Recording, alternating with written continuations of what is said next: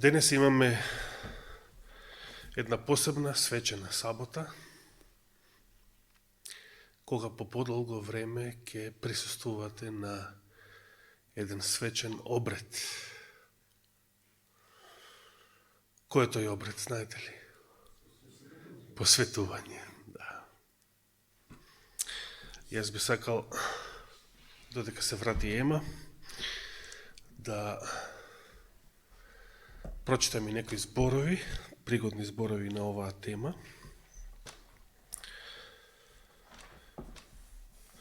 Посветувањето на мали бебиња, на мали деца, потекнува уште од Стариот Завет. Меѓутоа, најдобар пример имаме во новозаветните списи. Кој е тој пример? Тоа е Исусовото посветување, така. Кога Исус бил мало бебе, на дури 40-тиот ден, значи е многу мало, многу помало и од сегашната возрастна Ева, Исус бил донесен во храмот и тој настан се одбележува со православниот празник. Знаете кој? Како се вика? Сретение Господово. На 2 февруари по јулијанскиот календар или на 15 февруари според Грегоријанскиот календар. Ќе отвориме во Евангелието според Лука, и ако имате Библии, ве повикувам да отворите таму. Лука 2 глава, каде што евангелистот и лекарот и апостолот Лука го опишува Христовото раѓање, но нема да го читаме почетокот. Туку ќе се префрлиме веднаш на 22 стих и ќе се подсетиме на овој убав и интересен настан од почетокот на Христовиот живот во овој свет. Значи, Лука, 2 глава, почнуваме да читаме од 22 стих. И кога се навршија деновите за нивното очистување, значи пораѓањето на Исус, според Стариот Завет, требаше да поминат денови во кои што Марија, мајката и бебето не треба да излегуваат никаде надвор. И кога, значи, изминаа сите тие денови, според законот на Мојсеј, го донесува во Ерусалим за да го представат пред Господ. Како што е напишано во законот Господов, дека секое првородено машко дете треба да му се посвети на Господ. Видите, Стариот Завет ги посветувал само машките деца. Така или не е така? Уште една драстично голема разлика помеѓу Стариот и Новиот Завет. Но во Новиот Завет нема разлика. Во Новиот Завет нема евреин или грк, роб, слободен, дури машко и женско нема. Во Исуса Христа, нашиот Господ. Во Стариот Завет се образувале, значи, само машки. Во Новиот Завет се крштаваат и машки, и женски. Во Новиот Завет се посветуваат и машки, и женски. Исто така, според Стариот Завет, 24 стих вели: и да се принесе жртва. Треба ли ние денес да колиме жртва? Ми кажува еден таксист оваа седмица, еден албанец од мојата зграда. Леле, да видиш кога, пошто ме возеше низ Топана, леле да видиш пред некој ден овде колеа, за празникот колеа, курбан, леле крвови течат од брдото Топана надолу, кон Топанско поле по Сокачето. И на самиот албанец тоа му изгледаше нешто ужасно, нешто примитивно. Јас сеќам како мал, кога колеа свињи и пред зграда, значи во градска населба. Крвови, квичење, вриштење, ненормална работа. И кога проучувавте и проучувавме за жртвите, за Стариот Завет, рековме дека тоа не беше нешто пријатно. Беше ли нешто пријатно? Не, но баш затоа Господ затоа наредил да се принесуваат жртви, баш затоа што тоа не е нешто пријатно за грешникот. За да сватат луѓето колку е страшен гревот. Сега и за посветувањето на Господ Исус како мало бебе, требало според законот Мојсеев да се принесе жртва.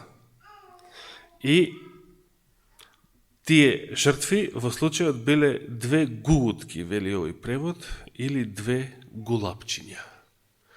Ако читате во Копнежот на вековите, ќе забележите дека Елена Вајд кажува дека овој принос од 2 гугутки се однесувал само за сиромашните семејства. Значи, бидејќи сиромашните семејства не можеле да принесат поголема жртва, јагне, јаре, за нив законот предвидувал еве и една помала, 2 гулапчиња. Јосиф и Марија припаѓале на оваа класа луѓе, на сиромаси. Христос, царот на Вселената, создателот на Вселената, кога дошол во овој свет, никој од нас не е бирал каде ќе се роди, кога ќе се роди, во какво семејство ќе се роди, земја, нација и така натаму. Само Христос можел да го бира сето тоа. Се разбира дека ќе се родил меѓу Божиот народ, значи во Израел, од јудиното племе, Давидов потомок, сето тоа. Но можел да бира во какво семејство ќе се роди. Избрал да се роди во сиромашно семејство.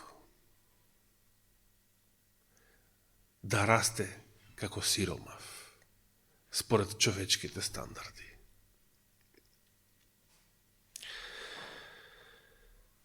Да биде обичен работник, столар, дрводелец. Христос намерно ги избегнал палатите, богатите куќи.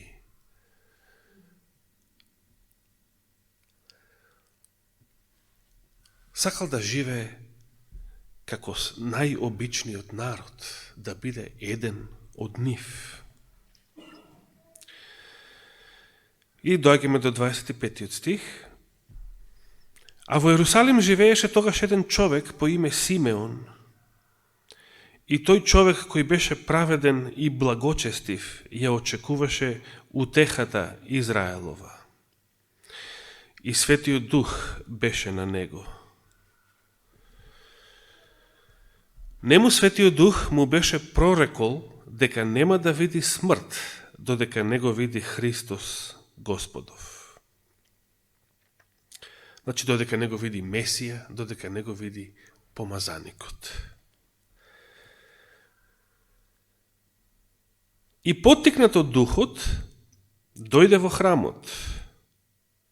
Па кога родителите го донесоа детето Исус, за да го извршат со него она што беше вообичаено според законот, тој го зеде во своите раце, го благослови Бога и рече: сега го отпушташ својот слуга во мир, Господаре, според зборот Твој, зашто очите мои го видоа спасението Твое, што си го приготвил пред лицето на сите народи, светлина за просвета на незнабожците и слава на Твојот народ Израел. И тука не заврши благословот на овој видовит старец, туку Симеон продолжува. 33 стих вели дека Јосиф и мајка му се восхитуваа на она што зборуваше за него. Претходно прочитавме дека Јосиф и Марија дошле за да го направат тоа што е вообичаено. Значи, се работело за еден обичај, се работело за вообичаен обред, вообичаена традиција, значи, и така натаму. Тие не очекувале дека ќе се случи нешто посебно со тоа што тој ден отишле во Ерусалим, во храмот. Што очекувале? Очекувале да се изврши еден вообичаен обред. Дали очекувале дека ќе се сретнат со некој пророк, кој што ќе почне да прорекува нешто за ова мало бебе? Не очекувале. Меѓутоа, токму тоа и се случило. 34 и 35 стих велат: па ги благослови Симеон и рече на Марија, мајката негова: еве, овој е поставен за паѓање и издигнување на мнозина во Израел и е знак против кого ќе се говори. Значи, против Исуса. А и тебе самата меч ќе ти ја прободе душата, за да се откријат мислите на многу срца. Иако малку завиткано, во завиткана форма, Симеон тука го прорекува и Христовото страдање, целта зашто ова бебе се родило во светот. И дека тоа, како и се разбира на секоја мајка, па и на Марија, ќе и предизвика голем стрес, голема рана во незината душа, но сето тоа било потребно и е потребно за спасението на сите нас. Тука не завршува повеста за Христовото посветување во храмот.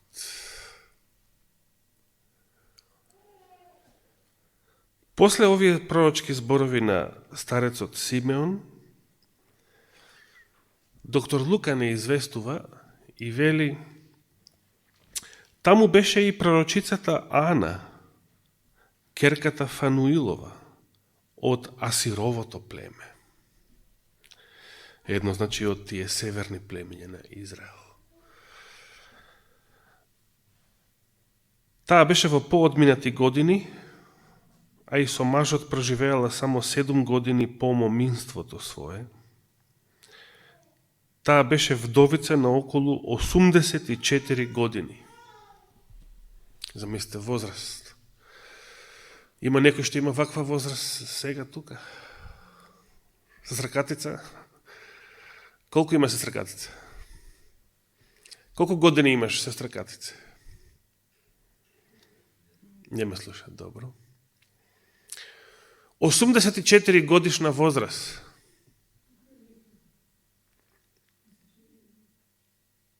Значи, денес ретко кој достигнува. И ова пророчица Ана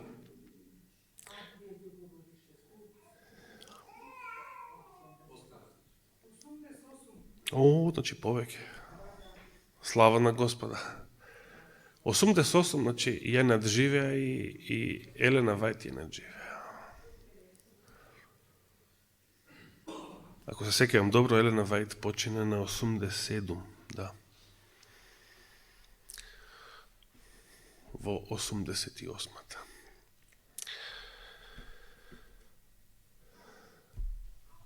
не се оддалечуваше од храмот и му служеше на Бога со пост и молитва, и дење и ноќе.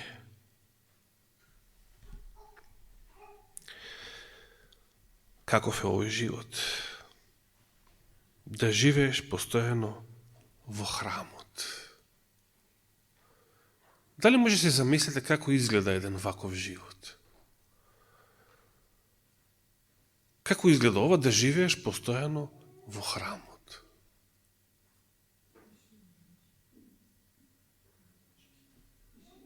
Што би помислили за некој човек или некоја жена кои што постојано живеат во храмот? Каква е таа желба?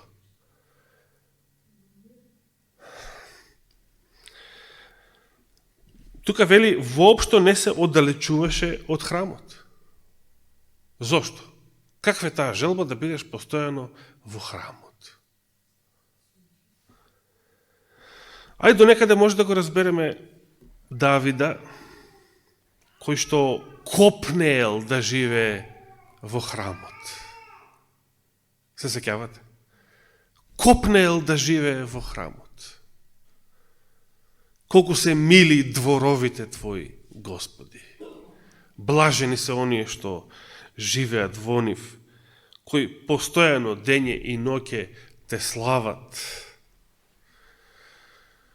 Или оние други негови зборови, само едно го молам Господа да живеам во домот Господов сите преостанати денови од мојот живот. Се израдував кога ми рекоа, ајде во домот Господов. Разни зборови од неколку псалми. Можам да го разберам Давида, затоа што тој бил свесен, како и сите израелци. Иако во негово време не постоеше храмот, но светилиштето, шаторот,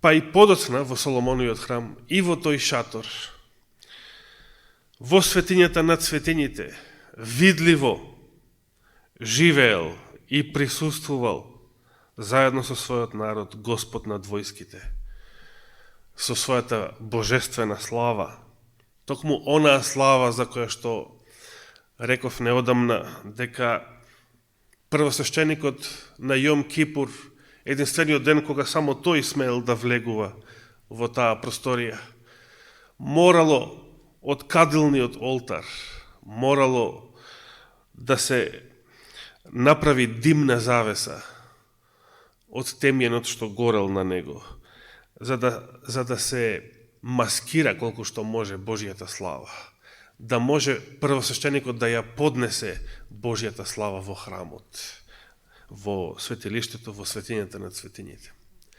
Но во вториот храм немало ниту Божјо присуство со својата видлива слава, шекина, немало ниту ковчег на заветот, ниту ангели, херувими. Од сето тоа немало ништо. Во светињата над светињите од вториот храм постоел само еден голем камен, кој што символички го заменувал ковчегот, сокриениот ковчег со 10 заповеди. И тука се разбира, целата таа просторија била празна, од било какви други физички елементи. Видливата Божја слава не била тука, одамна го напуштила Израел и Јерусалим уште од времето на пророкот Еремија. Не биле тука. Во вториот храм го немало ништо од сето она што било причина Давид да копнее за живот во неговите дворови. Во вториот храм сето тоа било празно. И сепак, оваа пророчица Ана дење и ноќе му служеше на Бога со пост и молитва и воопшто не се оддалечуваше од храмот.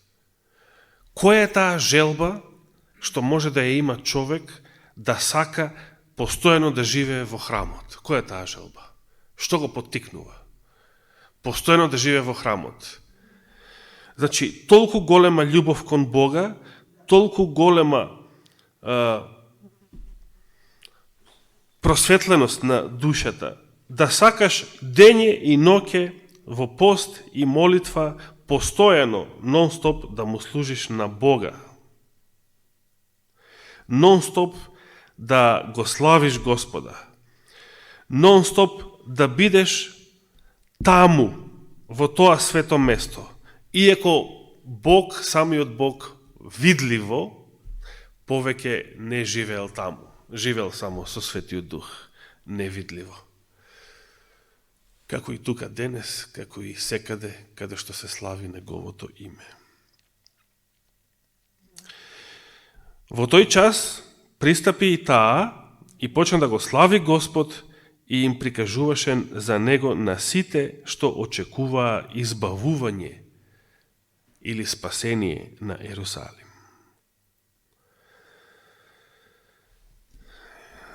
Следните два стиха велат: и кога извршија се по законот Господов, се вратија во Галилеја, во градот свој Назарет, а детето растеше и крепнеше со духот, исполнувајќи се со мудрост, и благодатта Божија беше врз него.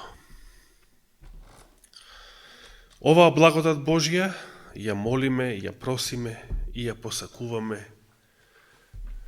за сите наши деца, за сите наши бебиња, бидејќи ние што веруваме во Господа и во Неговото Слово, знаеме дека животот, дури и овој живот, не е случајност. Тешко на оние што поверувале, ја прифатиле таа лага, дека овој живот е случајност. Дека нивниот личен живот е случајност. И како што случајно и започнал, така и неговиот завршеток е случаен, без никаков смисол, без никаква цел. Еден животински, еден кучешки живот. Но Господ не го создал човекот за таков живот. Животот ниту случајно можел да настане без Божјата сила, а не е ни случајност како ќе заврши секој индивидуален, поединечен живот. На малата Ева, со незините родители, со незините баба и дедо, и посакуваме и со незиниот вујко. Честитки до вујко Лео. Им посакуваме нивниот живот никогаш да не заврши. Што значи да продолжи, без оглед што ќе се случи со телото, да продолжи во Божјото царство, да продолжи во сета вечност, низ сите векови. Амин. Јас сега ќе ги повикам двајцата родители заедно со Ева. Ке го замолам брат Зоран да ја ослободи таа клупа. Може да ја ослободиш клупата. Може да ве повикам на предната клупа, повелете.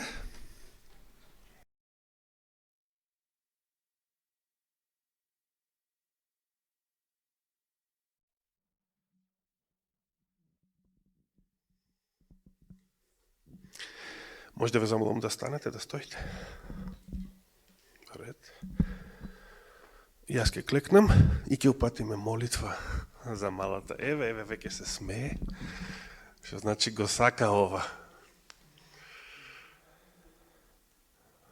Господе и Боже наш, Ти благодариме за Твојата голема милост, Ти благодариме за сите Твои благослови, Ти благодариме за сите Твои дарови, секоја Твоја заштита, што си не чувал и водел низ животот од нашето раѓање до ден денес. Те молиме, сега посебно те молиме за малата Ева, која што току го започна незиниот живот во овој свет. Те молиме да ја благословиш, те молиме да ја чуваш, да ја водиш, да ја растеш и благословуваш со Духот Твој Свети, со Твојата благодат. И за неја, и за незините родители, и за незините најблиски, те молам, нивните животи, ни сите маки, премрежија, искушенија, страдања, да заврши во Твоето царство, во вечноста, за спасение, за прослава на името Твое. Сето ова те молиме и ова ти благодариме во името Христово. Амин. Поведете седнете.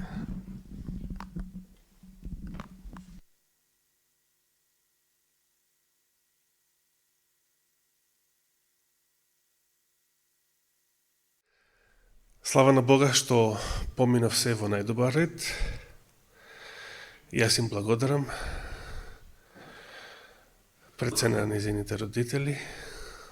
Благодарам на Ема и Дејан и посакувам посебен благослов во нивниот живот и понатаму. Како родители ви посакувам посебна благодат од Господа во растењето и во воспитувањето на малата Ева. Господа ве благослови и да ви даде на сите вас вечен живот.